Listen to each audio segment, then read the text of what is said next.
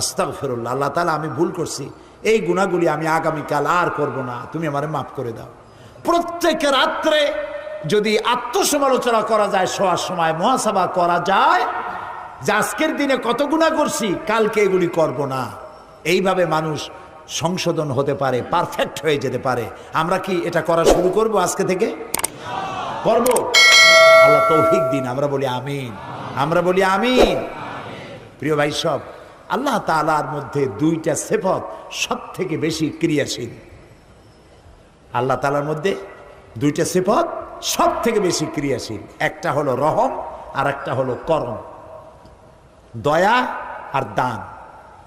দান করতে গিয়ে তিনি তাকিয়ে দেখেন না শত্রু এবং মিত্রকে, সমানই দিতে থাকেন, কারণ তার নাম হচ্ছে রহমান। সুবহানাল্লাহ বলে, তার নাম করিম। হাদিসে